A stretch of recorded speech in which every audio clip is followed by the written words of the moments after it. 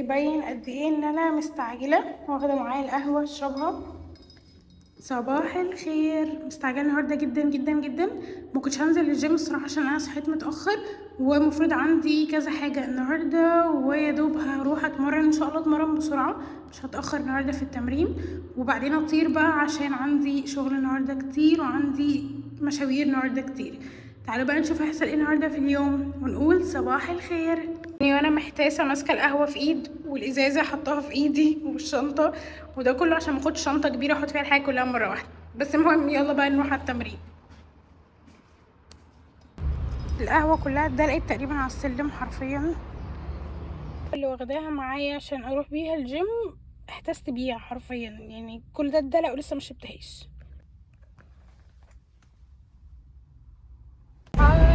بقالي كتير قوي ما عملتش الطرحه باللفه دي، بس بعملها لما بكون مستعجله وعايزه انزل على طول. المهم المفروض النهارده يومنا هيبقى طويل شويه، علشان انا المفروض دلوقتي اصلا صحيت الساعه 8 وكنت ظابطه المنبه الساعه 6 عشان اصحى واتمرن براحتي واروح واكل واعمل كل حاجه. عندي اجتماع الساعه 11 في وسط البلد، فالمفروض ان انا اكون مخلصه كل الكلام ده ومخلصه الجيم ومروحه واخده شاور وكل الكلام ده قبل الساعه 10، عشان انزل على 10 وربع مثلا، وانا اصلا الساعه دلوقتي 9 الا ربع ولسه رايحه الجيم. فيعني اي هوب ان انا الحق اعمل حاجه ما يبقاش مشوار على الفاضي. صحيت الساعه 8 ولقيت ان الوقت اتاخر، وكنت بعقلي قوي وكنت قاعده معرفش ايه اللي خلاني قمت مره واحده، لاني عارفه نفسي وعارفه ان انا لما اروح وارجع وكده مش هنزل الجيم وهكسل. فقلت طب ما انزل دلوقتي احاول اعمل اي حاجه مثلا لمده ساعه ولا حاجه، واحسن من ما فيش. فهنشوف يعني يا رب الحق اعمل حاجه ويبقى مشوار ليه لازمه ونلحق نعمل التمارين بتاعتنا، واشوف بقى هنعمل ايه خلال اليوم. وبدات بقى التمرين بتاعي. عملت النهارده التمرين كان ابر، عملت بقى تسخين بسرعه لمده 10 دقايق، وبعدين بدات ان انا اخلص التمرين وجريت على التريدميل لمده كمان 10 دقايق. اهم حاجه تهتموا ان انتوا تسخنوا كويس قوي وتعملوا ستريتشات لجسمكم بعد ما تخلصوا. وده كده كان شكلي بعد ما خلصت دلوقتي التمرين الساعه 10 الا ربع، وانا المفروض انزل اساسا 10 وربع، فيدوب اطلع اطير. المفروض الحق اكل يعني واخد شاور واغير وانزل بسرعه علشان الحق الميتنج بتاعي. لعبت النهارده نص التمارين، المفروض هما كان عندي 8 اشكال، لعبت 4 وعملت كارديو لمده 10 دقايق كده بسرعه، علشان قلت احسن ما اعمل يعني كل التمارين بس اقل، امسك تمارين قليله واعملها كويس. فبس هنشوف بقى بقيت يومنا هيمشي ازاي، وان شاء الله كله يعدي على خير ويبقى الدنيا زي الفل. باي. لحظه حرفيا عملت الفطار بسرعه، رايس كيك حطيت عليه تونه، وحرفيا كنت بجري حوالين نفسي. وعملت بقى كنت بشيل الغدا من الفرن، والغدا بقى النهارده حطينا فيه خضار كتير قوي من تحت علشان اقدر ان انا اكل خضار، وحطيته بقى مع اللحمه. وطبعا نزل بقى التوابل بتاعت اللحمه كلها، بجد كان طعمه خطير. اخدته بقى النهارده في الغدا بتاعي. ويلا بقى بينا نشوف راوند 2. نزلت اهو، جهزت خلاص في ناحيه اللاب وفي ناحيه الشنطه بتاعتي، وهنلحق بقى ان شاء الله نروح. الساعه دلوقتي 10 وتلت، يا دوب الحق بقى اطير على هناك. كنت المفروض اخد اوبر، بس الصراحه هشك فيهم ان انا ممكن يعني يجيلي حد ويأخرني، فهطير على هناك وهشوف اليوم هيمشي ازاي. ادعولي بقى ان اليوم يمشي مظبوط. باي.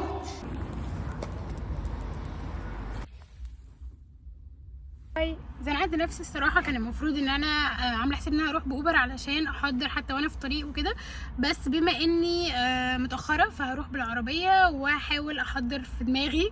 فنشوف بقى اليوم هيمشي ازاي، وان شاء الله يومنا يكون لذيذ، واشوفكم بقى بعد الميتنج لما اخلصه. النفق ده انا عارفاه حرفيا ما بيخلص، اطول نفق في حياتي.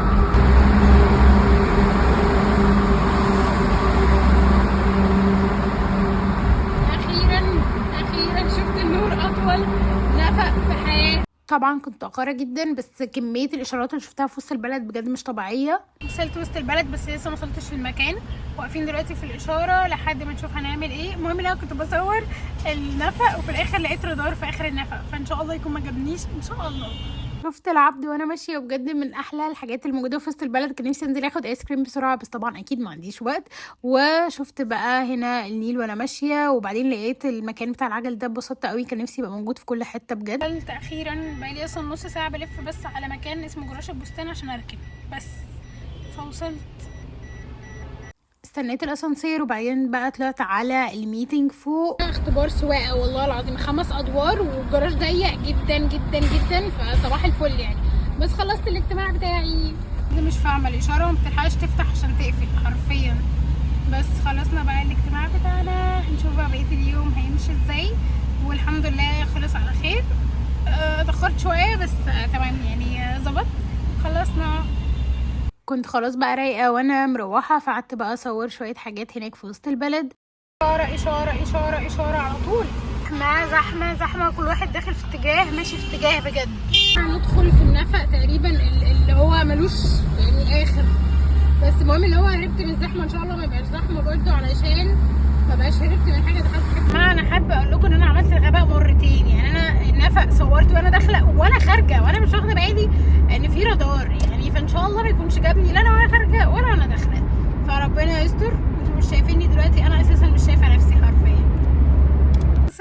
وصلت وطني الحبيب بجد. اول ما بدخل الشارع كده بتبسط. المشوار كان طويل قوي قوي، ده اطول تقريبا مشوار بقالي كتير جدا ما رحتش مشوار بعيد كده.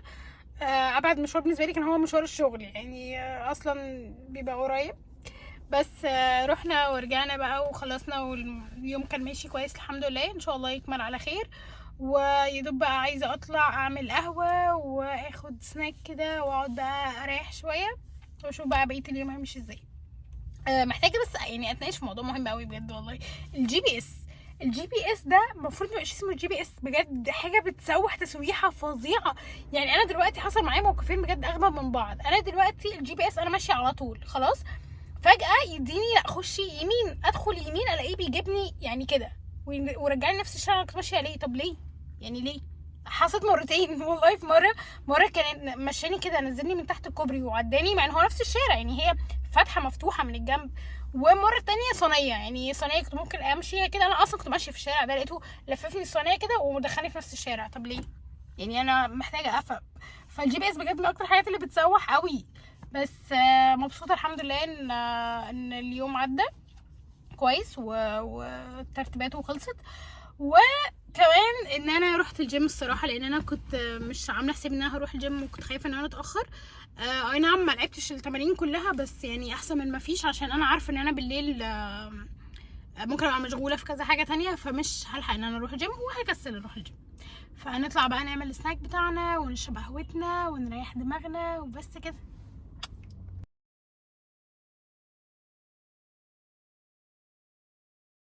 ويلكم مي باك. روحنا خلصنا. ما بحبش صراحه ابقى لابسه فورمال، يعني سيمي فورمال، علشان مش عايزه ابقى لابسه فورمال كامل. وخلصنا بقى الجزء الثاني من اليوم، وهنشوف بقى الجزء الثالث والرابع هيكون فيهم ايه. ويلكم باك. بما اني ملحقتش اعمل معاكم الصبح الفطار، انا حرفيا معرفش انا فطرت امتى ولا عملت ايه، فهعمل بقى معاكم القهوه بتاعتي. وبما ان انا عايزه اريلاكس كده، فهعمل قهوه باللبن واخد معايا سناك. فهحط الاول اللبن، انا هستخدم هنا لبن نص دسم، هحطه في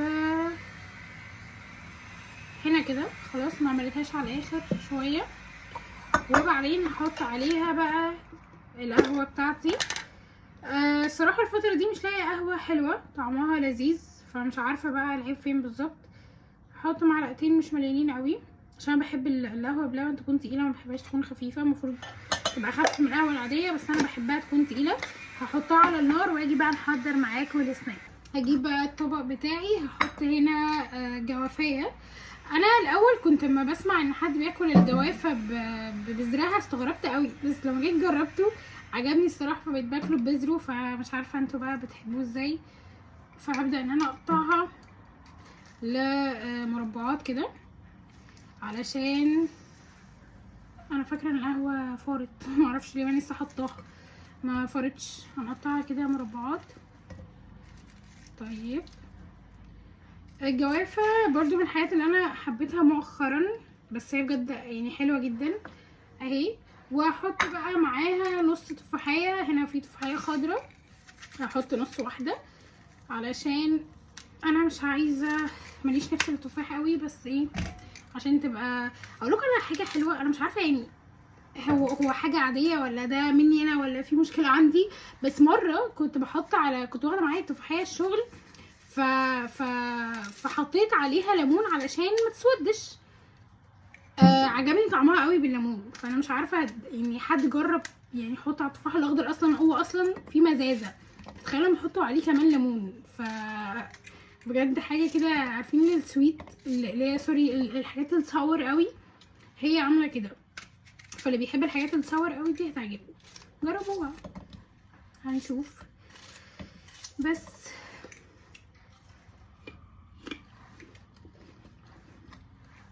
وبكده اكون خلصت السناك. ممكن اضيف لها حاجه كمان ونشوف هنعمل ايه. بما ان الطبق كده طيب، ممكن احط شويه من الرمان. ممكن احط بقى شويه من الرمان، هو اصلا قرب يخلص، عايزه اعملها تاني. بجد الرمان من الحاجات اللي انا بحبها جدا جدا. ببقى شايله هم قوي ان انا كل ما اجي اكلها، وبحب جدا على السلطه، ببقى شايله هم كل مره اجي اكلها ان انا هقعد اقطع رمان، لحد ما اكتشفت الاكتشاف ده، اصلا لسه مكتشفاه اصلا مؤخرا، ان انا اقطع كل مره واحده واخده من العلبه على طول. يعني بجد الموضوع ده بيسهل عليا قوي ان انا اكل الرمان وقت ما انا عايزه. يعني مش شرط بقى ان انا لسه هروح اعمله واخد وقت في ان هو بيتعمل وازهق اصلا. وخلي بالكم ان الرمان برده من الحاجات اللي انا الصراحه مش واخده بالي منها، ان هو بيسود الضوافر، عشان عندي مشاكل على طول، كنت بلاقي ضوافري سودا. فلما تيجوا تعملوه البسوا الجوانتي واعملوه على طول مره واحده، وريحوا دماغكم بقى بعد كده. الا لو لقيتوا ناس زي اخواتي بفتح العلبه الاقيها فاضيه، فبجد اللي هو طيب ليه. هجيب زبده الفول السوداني، هاخد بالشوكه كده، علشان انا قصدي اخد بالشوكه. بصوا القوام بتاعها عامل ازاي، دي انا عاملاها في البيت، هسيب لكم اللينك بتاعها فوق علشان تروحوا تشوفوها.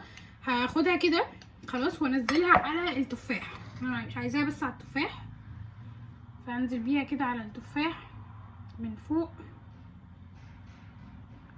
انا مش عايزه كتير علشان برضو انا عايزاها بس تبقى على التفاح كده من فوق مش اكتر. وكده اكون خلصت بقى الطبق بتاعي. هحط على القهوه ويبقى احلى سناك ناخده واحنا رايقين كده. جهزت بقى طبق السناك اللذيذ اللي انتوا شايفينه ده، اخدته مع القهوه بتاعتي، وبجد كان قمه الروقان، حلو قوي. ونوعوا بقى في الحاجه اللي انتوا بتاكلوها عشان ما تزهقوش، وانا كان نفسي صراحه في طبق زي ده فعملته.